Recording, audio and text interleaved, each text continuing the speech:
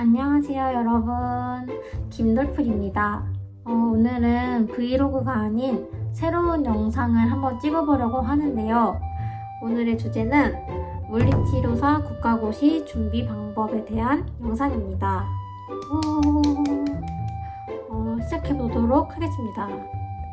준비 기간이랑 점수에 대해서 먼저 말씀드리도록 하겠습니다. 엄밀히 말하면 130일 부터 시작을 했고요. 제대로 준비하기 시작한 건 100일 전부터 했습니다. 그 130일에서 100일 그 기간 동안 막 엄청 열심히 하진 않았고 습관 들이는 거 그거 위주로 했고 본격적으로는 100일부터 했습니다. 그리고 점수는 260점 만점에 233점 맞았습니다. 그렇게 고득점도 아니기도 하고 특별한 공부 방법도 아니지만 공부하는 데 있어서 갈피를 잡기 좀 어려우신 분들께 조금이나마 도움이 됐으면 하는 바람으로 이 영상을 찍게 되었습니다. 이제 해부생리학부터 다른 과목까지 저의 공부 방법에 대해서 설명을 드릴 건데 이 과목들을 공부하는 데 있어서 전반적인 세 가지의 틀이 있었습니다. 첫 번째는 N회독하기, 두 번째는 단권화하기, 세 번째는 오답 노트입니다. 해부생리학 공부 방법에 대해서 설명해 드리도록 하겠습니다. 여러분, 해부생리학 너무 범위가 많지 않나요? 워낙에 양이 방대하다 보니까 별로 그렇게 중요하지 않은 부분에 빠져서 허우적될 수 있는 그런 일이 조금 발생할 수 있거든요. 그렇기 때문에 해부생리학만큼은 기출에 대해서 잘 아는 멘토의 가르침을 따르는 것이 저는 좋다고 생각을 합니다.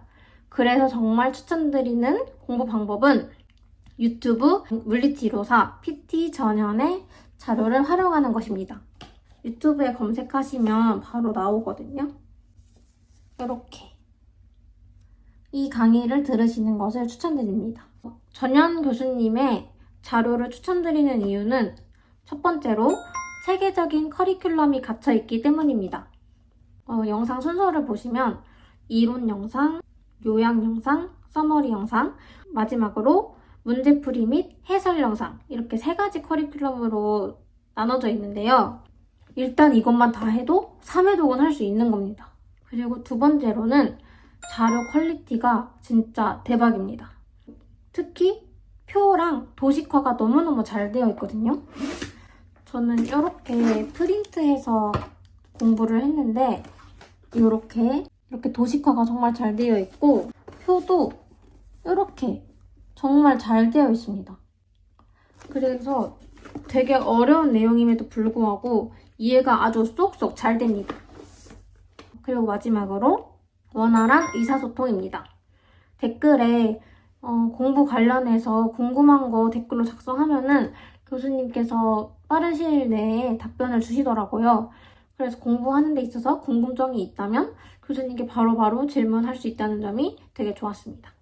이렇게 교수님 자료를 활용해서 N회독을 하시다 보면은 중간중간에 기출문제랑 모의고사도 같이 공부하시잖아요. 이때 바로 단권화의 개념이 들어가게 됩니다. 기출문제랑 모의고사에 나왔던 항목들을 이렇게 표시를 해놨거든요. 이렇게 해놓다 보면은 어느 부분이 가장 많이 나오는지가 한눈에 보이기 시작합니다. 그래서 저는 한 자료에 기출문제와 모의고사 그리고 전현 교수님의 문제풀이 그리고 중요하다고 강조하셨던 부분 이렇게 4가지 정도가 이 자료에 다 들어가 있습니다. 그래서 이것만 봐도 기출문제에 어느 부위가 많이 나왔구나, 이런 부분, 이런 부분은 잘 안 나오는구나, 이런 거를 구분을 할 수가 있게 돼요. 그래서 실제로 복지 보기 한 일주 전쯤 제가 그때까지도 모의고사를 풀었거든요. 해부생리학 문제 봐도 항상 나오는 부분만 나오는구나 라는 걸 알 수 있고 그 중에서도 모르는 문제 한 2-3개 말고는 다 비슷하게 나와요. 그동안 시험에 나왔던 거, 기출에 나왔던 거, 모의고사에 나왔던 거 한 자료에 다 정리를 해놓으면 어느 파트에 시험이 많이 나오는구나, 이걸 알 수가 있어요. 그래서 단권화 하시는 것을 추천해드리고, 했는데도 시험 볼 때마다 계속 틀리는 항목이 있거든요. 그럴 때는 이렇게 오답 노트를 활용해 주시는 것이 좋습니다. 제가 호르몬이 너무 안 이어지는 거예요. 그래서 이런 식으로 호르몬만 따로 이렇게 정리를 했습니다. 23년도에 나왔던 거, 24년도에 나왔던 거 다 이렇게 표시를 해놨어요. 여기도 22, 여기 별은 모의고사 나왔던 거, 19년도 이런 식으로. 안 외워지는 것들만 이렇게 오답노트를 쓰다 보면은 이것도 외워질 때가 있거든요. 이런 식으로 하다 보니까 안 외워지던 것들도 외워지게 되고 좋더라고요. 그래서 시험 볼 때 딱 얘만 가지고 가서 시험을 봤습니다. 근데 저는 제가 정리했던 이 오답노트에 시험이 은근 많이 나왔어요. 그래서 되게 풀면서 되게 신기했던 경험이 있습니다. 그래서 공부는 이런 식으로 아까 말씀드렸던 N회독 계속하기, 그리고 단거나 하기, 마지막으로 모르는 부분만 오답노트 하기, 이런 식으로 해서 전 해부생리학 공부를 했습니다. 나머지 과목도 다 이런 식으로 공부했어요. 공부 팁은 여기 해부생리학 공부하면은 근육계통 파트가 있거든요.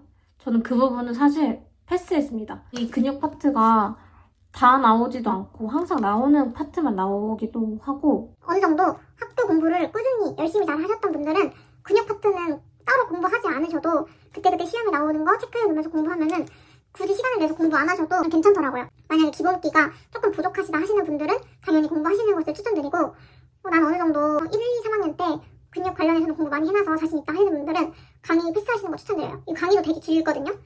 저도 근육계통을 따로 시간 내서 공부 안 했어요. 이제 운동학에 대해서 얘기를 해보겠습니다. 운동학도 저는 전현 교수님 자료 사용했습니다. 운동학 같은 경우는 애초에 분량이 그렇게 많지가 않아서 해독 수를 굉장히 많이 할 수 있었어요. 근데 모의고사를 보는데 운동학이 너무 어렵게 나오는 거예요. 그래서 운동학 진짜 망했다 생각했는데 생각보다 국가고시에 운동학이 정말 쉽게 나오고 전현 교수님이 만드신 문제풀이 영상에 문제가 거의 대부분 다 나온 거예요. 그래서 좀 신기했어요. 그래서 운동학도 저는 전현 교수님 자료 보시는 거 추천드립니다. 직접 만드신 문제가 정말 문제 퀄리티가 좀 좋은 것 같아요. 운동학은 이렇게 빨리 넘어가는 걸로 하고, 그 다음은 물리적 인자치료에 대해서 설명드릴게요. 물리적 인자치료는 전현 교수님께서 전기 자료는 안 만드시는 거예요. 그냥 돌아다니는 자료들은 다 조금씩 제 마음에 안 드는 거예요. 그러다가 찾은 자료가 블로그에 있는 물리치료사 성현쌤의 전기 자료를 이용을 하게 되었습니다. 이 자료를 봤거든요. 막 엄청 세세하게 설명 나와 있는 건 아닌데 요약본으로 보기 되게 좋더라고요. 저는 그래서 이거 하나하나 다 캡처를 해서 이렇게 공부를 했습니다. 여기도 마찬가지로 이 자료에 단권화했습니다. 19년도, 20년도, 22년도 기출 나온 거 다 정리해놓고 이 보라색으로 되어 있는 거 모의고사에 나온 부분, 이런 식으로 기출에 나왔던 부분, 빨간색으로 된 거, 모의고사에 나왔던 거, 다 이런 식으로 여기에 한 자료에 다 담았어요, 내용을. 그리고 저는 전기를 원래부터 정말 싫어하고 못했거든요. 학부생 때부터. 그래서 전기는 진짜 포기할까 생각했어요. 근데 이번에 국가고시 보니까 전기가 진짜 쉽게 나오는 거예요. 그리고 2교시, 3교시에도 전기가 은근 나와요. 그래서 여러분 전기 포기하지 마시고, 모의고사가 너무 어렵게 나오잖아요. 그렇게까지 안 나와요. 그러니까 포기하지 마시고 이런 식으로 한 자료에 지문 작성해 두시는 거 추천드립니다. 자, 이제 보조기랑 수치료에 대해서 한번 얘기를 해볼 건데, 보조기랑 수치료 모두 전현 교수님 자료를 참고했습니다. 계속 전현 교수님 자료 언급해서 조금 민망하긴 한데, 전현 교수님이 만드신 자료보다 더 나은 자료를 사실 찾기가 힘든 것 같아요. 2025년에는 따로 제작을 안 하시고 2024년도, 2023년도에 만드신 자료가 있어서 그걸로 봤습니다. 국가고시 시험장에 오답노트만 가져가시는 걸 추천드린다고 말씀드렸는데, 저는 사실 바리바리 다 써달고 갔거든요. 그래서 가방이 정말 무거웠는데 보조기만큼은 최소한으로 들고 가고 싶은 거예요. 이 자료를 만들었습니다. 물론 전현 교수님 보조기 자료도 보면 좋은데 저는 그것보다 더 간소화해서 가지고 가고 싶은 거예요. 여기 보시면 섹션을 나눠서 어깨 관련된 보조기 짜라락 쓰고 손목과 관련된 보조기 짜라락 쓰고 이런 식으로 보조기 이름이 적혀있는 자료를 이렇게 만들었습니다. 공부 순서를 먼저 말씀을 드리면 먼저 전현 교수님 자료로 그냥 1회도 가볍게 했고요. 그 다음에 바로 기출문제랑 모의고사를 풀었는데 기출 풀 때마다 이게 만들어 놓은 이 자료에 이런 식으로 19년도, 22년도 이런 식으로 나왔던 부분을 또 담거나 했습니다. 그리고 옆에 작게 색깔펜으로 작성해 놓은 부분은 기출에서 나왔던 그런 키워드들을 정리해 놓은 자료입니다. 중재 파트에 보조기랑 같이 연계돼서 나오는 문제가 있어요. 그때 보조기 공부 틈틈이 해놨습니다. 그래서 이렇게 막 시간을 엄청 많이 들여서 보조기를 따로 공부하지 않았고 이거 만드는데 시간이 조금 걸렸습니다. 그리고 수치료 같은 경우도 공부하는 시간을 따로 두지 않고 기출 풀 때마다 그때그때 단거나 하는 식으로 수치료 공부했습니다. 이렇게 수중 운동 물리치료 파트가 진짜 많이 나오거든요. 그래서 이 부분이 굉장히 빼곡하죠. 이 부분이랑 소용돌이 욕, 파라핀 욕 이렇게 수치료에도 나오는 문제 위주로만 나옵니다. 이렇게 설명하고 끝내도록 하겠습니다. 그 다음은 공중보건학에 대해서 설명해 드릴 건데 공중보건학도 누구 자료를 썼다? 전현 교수님 자료를 썼다. 근데 전현 교수님 자료가 조금 늦게 올라오거든요. 그래서 저는 2024년도에 교수님께서 서머리 영상 만들어 놓으신 게 있어서 그걸로 먼저 1회독을 했고요. 꾸준히 기출문제 풀고 모의고사 풀면서 단거나 계속했고요. 2025년도 국가시험 대비 문제풀이 영상이 새로 올라와서 그걸로 2회독 했습니다. 시험 보기 전까지도 계속 공중보건학 그 자료랑 교수님이 직접 내신 문제 반복해서 계속 봤습니다. 자, 이제 측정 및 평가에 대해서 말씀드려볼 건데 측정 및 평가도 따로 2025년도에 올라온 영상은 없지만 2024년도에 올리신 서머리 영상이 있기 때문에 그 영상을 한번 보았고 그거 본 뒤로 계속 기출 풀면서 이 자료에 담거나 했습니다. 이 자료가 2024년도 서머리에 올라온 자료예요. 지금부터는 신경계 진단이랑 중재를 같이 묶어서 설명을 드릴 건데 전현 교수님 자료가 진단이랑 중재 같이 공부하게끔 이렇게 연계되어 있어서 저도 그런 식으로 공부를 했거든요.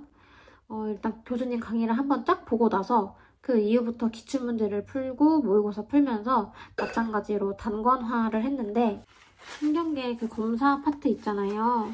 그 부분이 점점 어렵게 나오고 있다고 느꼈거든요. 그래서 예를 들어서 브룬스트롬 부위별 회복 단계 여기서도 그 단계에 대해서만 나왔다 하면은 지금은 팔과 다리, 손에서 각각 어떤 증상이 나타나는지 그런 거를 조금 요구하는 문제가 생긴다고 하더라고요. 그래서 이런 부분도 조금 구체적으로 알아주시면 좋을 것 같습니다.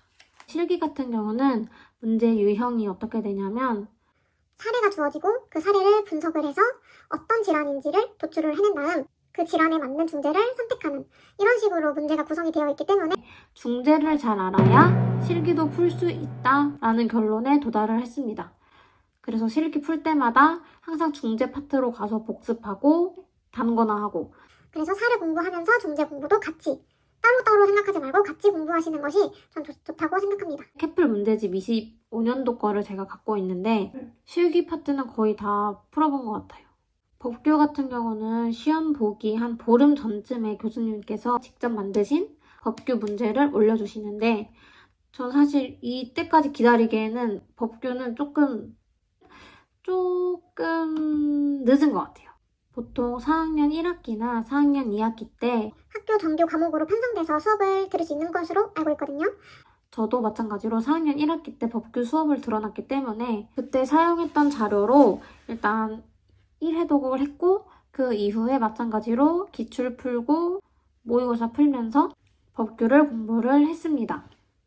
자료를 구할 수 있는 데가 그렇게 많지가 않아요. 그래서 학교에서 나눠주는 자료들 최대한 활용을 하시고 법규도 제가 오답노트를 만들었어요. 법규 오답노트 같은 경우는 기출문제를 먼저 풉니다. 그 다음에 이 위에 몇 년도에 봤던 기출인지 써놓고 거기서 제가 틀렸던 것들을 다 이렇게 적었어요. 단원을 굳이 구별하지 않고 그냥 틀린 거 그냥 그때그때 그냥 이렇게 썼어요. 왜냐면은 공부할 때 앞부분만 보고 덮고 그러면은 계속 그 부분만 보게 되잖아요. 그래서 법규 같은 경우는 골고루 다 보는 게 좋을 것 같아서 의료법, 의료기사법 다 그냥 쓰고 또 노인복지법 바로바로. 그냥 내가 무슨 페이지를 보더라도 골고루 볼 수 있게. 그리고 마지막에는 너무 안 외워지는 부분. 그 부분만 따로 이렇게 표시를 해두고 그 부분만 반복해서 계속해서 봤습니다. 그냥 계속 이런 식으로 읽었던 것 같아요. 그리고 저는 문제집을 사실 많이 안 풀었거든요. 근데 법규만큼은 문제집에 나와 있는 거 싹 다 풀었어요. 법규 같은 경우는 꽈락이 있잖아요. 그래서 법규는 조금 신경 써서 준비하시는 것을 좀 추천드려요. 그리고 국가고시에서는 법규가 좀 쉽게 나오는 편이라서 막 모의고사 망쳤다고 너무 걱정하지 마시고. 비효율적으로 보일 수는 있겠지만 법규는 그냥 이런 식으로 하는 게 저는 잘 외워지더라고요. 그리고 애초에 지금 제가 설명드리는 공부 방법이 효율적인 공부 방법이 아니에요. 저처럼 130일에서 100일 정도 여유롭게 준비하실 분들만 이런 식으로 하시는 걸 추천드리고 단기로 해야 되는 분들한테는 저는 비추천합니다. 네, 이렇게 국가고시 공부 방법에 대해서 얘기를 나눠보았는데요. 저의 경험담이고 저의 공부 방법이었기 때문에 김돌풀이란 사람은 저렇게 공부를 했구나 이렇게 이해해 주셨으면 좋겠습니다. 추가적으로 궁금한 게 있거나 구체적으로 알고 싶은 공부 방법이 있다면 댓글로 작성해주세요. 제가 시간 날 때마다 열심히 답변 드리도록 하겠습니다. 많이 부족한 영상이지만 지금까지 봐주셔서 너무 감사드리고 이제 여기서 인사드리도록 하겠습니다. 감사합니다. 합격하세요.